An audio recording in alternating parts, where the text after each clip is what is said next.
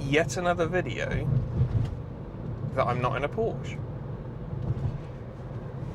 So when I started the channel and I thought it'd be all out focus on the joy the 987 brings because there weren't enough videos,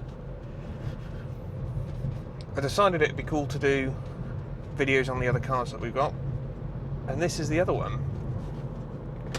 This is my 2006 Mk5 Golf GTI. It's a 3-door with DSG.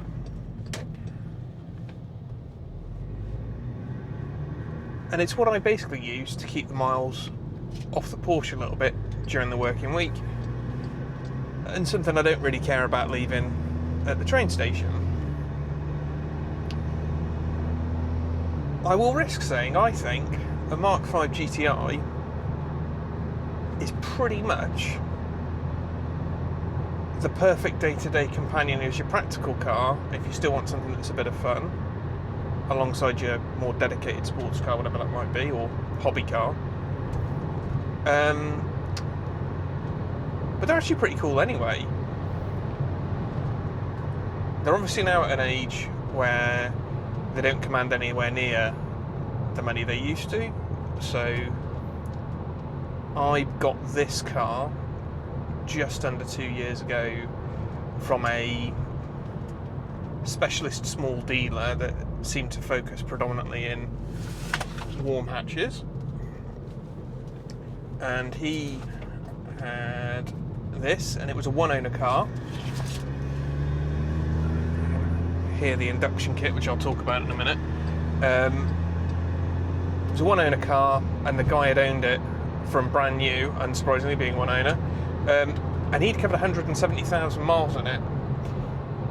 I've done a few more since then. We're about 186,000, and that is by no means the highest that these things have got. There's loads of videos about these. There's a chap on YouTube who's got over 400 brake horsepower in his one, and he's done over 200,000 miles on it.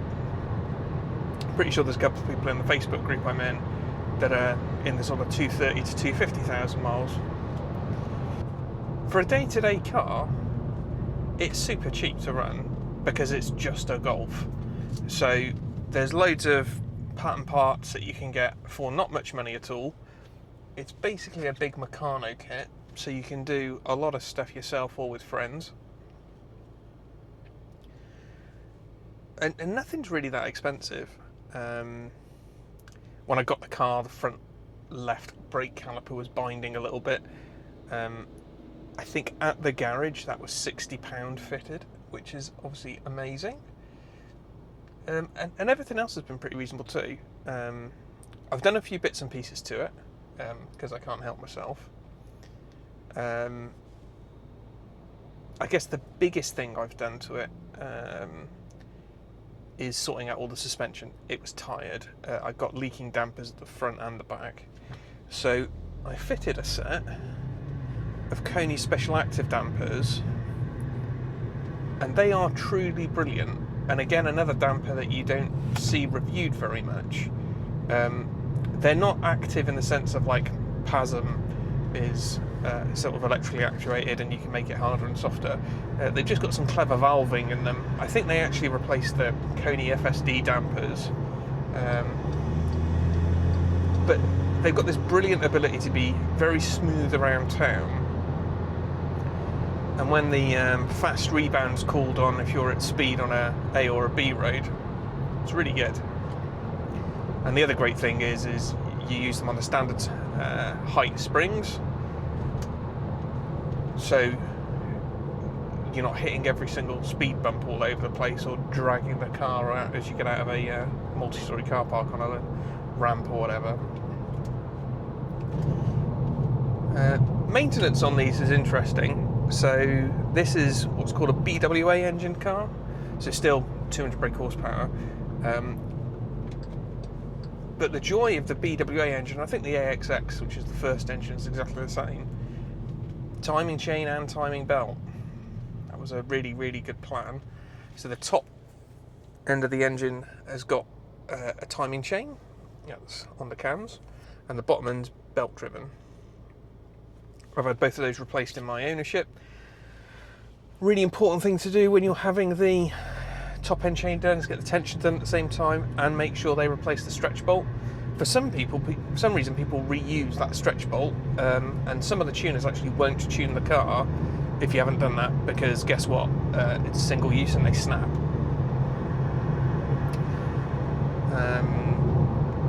The other thing I had done for general maintenance when I had the timing chain done was I had the sump dropped and the pickup pipe cleaned up. That's a really common problem on these cars. You'll get a stop car immediately message. That's normally because your rubber pickup pipe is blocked, and that's probably the end of your engine, because the engine's been running at least some time with no oil pressure. And to be honest, dropping the sump and dealing with that is not really a big deal.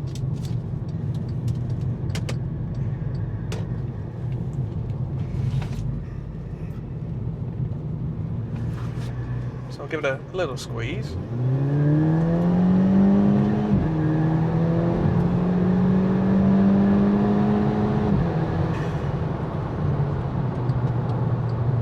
So it doesn't sound stock, it's because it's not.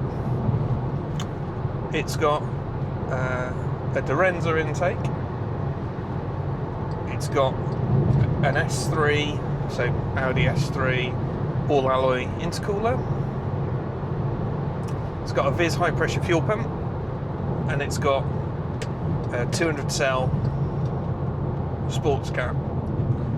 And on Wednesday it goes to Artec to get the inlet walnut blasted and the injectors cleaned, and they're going to do a map on it as well.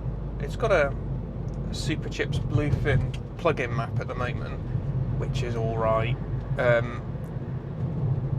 but a proper map on a rolling road obviously is much better, and they play about the DSG gearbox as well. I think they do things like increasing the clamp pressure and all sorts of other things to make it so it shifts better. So that should be jolly good fun, and I'll do a video on that on the way back, sort of an instant reaction.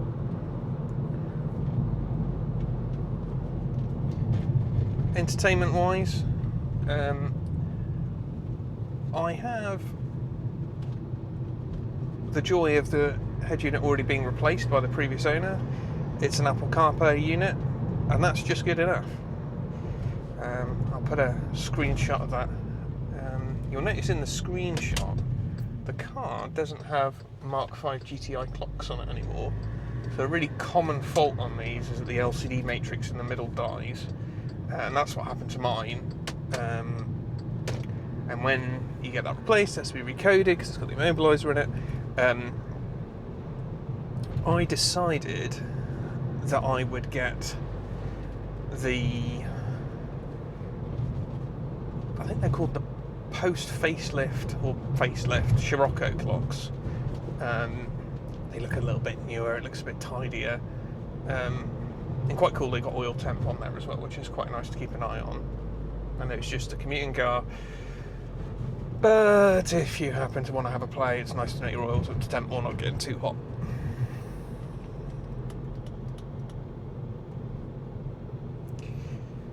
Interior wise, it's worn really, really well. So this has got the flat bottom multifunction steering wheel, which feels really tidy still. It's got a couple of marks on it, but whatever, right?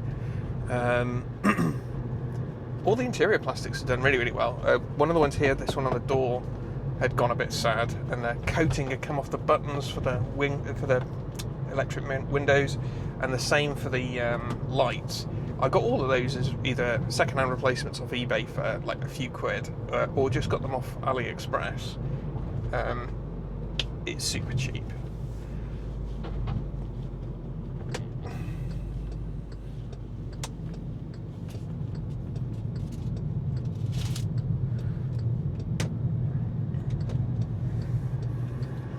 So this is a candy red car, which means it's got lacquer peel everywhere.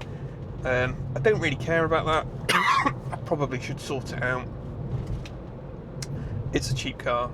Maybe one day I will, if I can find someone who's willing to do it for a reasonable price. I will anyway. Obviously, it's terminal when you start getting lacquer peel because it just starts failing everywhere. I don't know why VWs of this age did it, but if it's a red car, it's going to have lacquer peel eventually. The front arches, rust on these. Mine have already been replaced. They were replaced by the person who owned it before me. I've got the start of rust on the driver's sill, just a little bit. I treated that a little bit. I probably should sort out if I'm going to keep the car. Don't know if I will. I probably will, because it just works. I've got a tiny blemish of rust coming above the rear right arch, and I've got it underneath the boot handle. Again, all really common on these, and when it's just a cheap get from A to B car, does it need to be perfect? Well, the interior is great and it's reliable. I think it's got a bit of, let's call it patina on the bodywork. I think that's fine. So tyres on the Golf, 225 45 17s all round, square setup. So this doesn't have the upgraded wheels, so I think in 18s they're called Monzas, and you could get them either with a painted or a diamond cut face. Obviously all the ones that look diamond cut faces now all look absolutely horrendous. These are just painted 17s, and I've got my trusty Cross Climate 2s on them. They're fine, doesn't ever really break traction. It's obviously raining at the moment. They're not phenomenal in the wet. You drive a car that's got something like Pilot Sport 4S's on in the wet, and it makes no sense at all how you can have so much grip. You can sometimes feel that you're getting to the edge of them, but day-to-day driving they're absolutely fine. You have to do a quick emergency stop at 30 because someone's run out after a ball onto the road or whatever. They're great. They're not a budget tyre in the wet by any means of the imagination.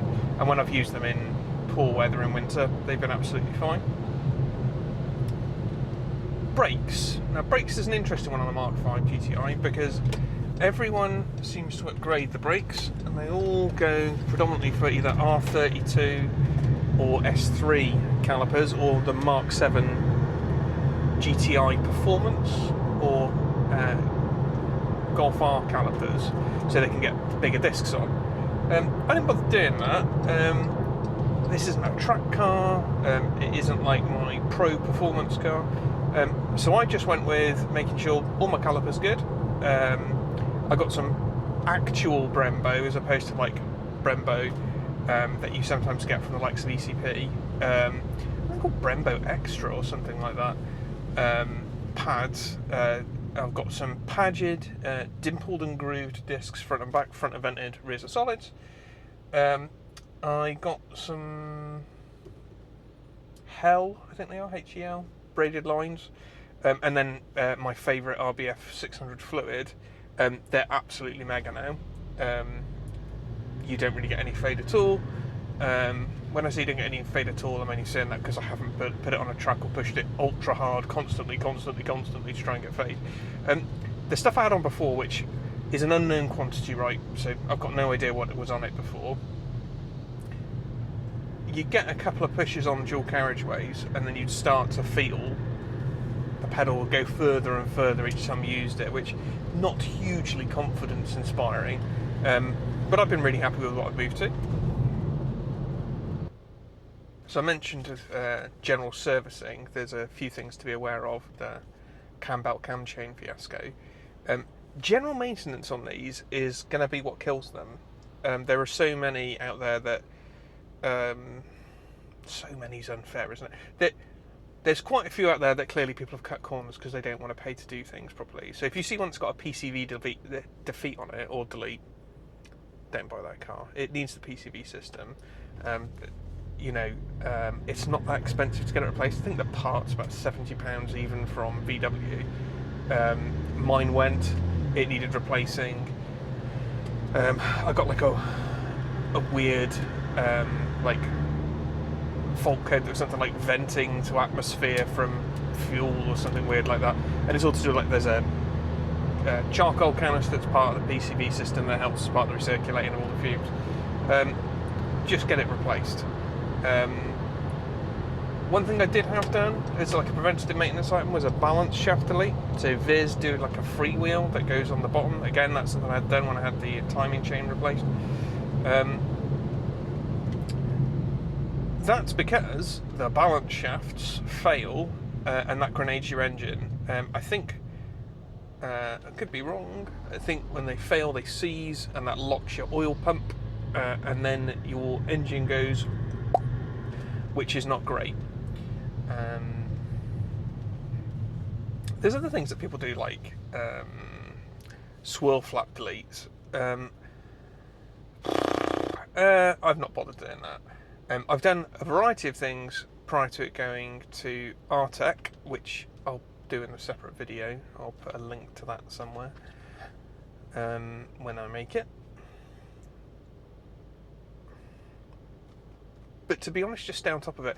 I do again use a different grade of oil, so I'm using is it 5.40 or 1040? I'm not sure, but it's Miller's.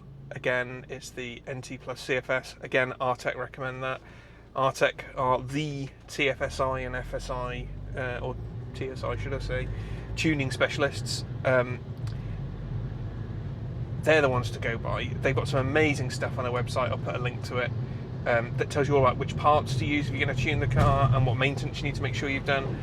The maintenance they tell you to do is just standard maintenance, but I guess they just get a real mix of cars that turn up with engine lights on and God knows what else. So they just need to be prepared for that.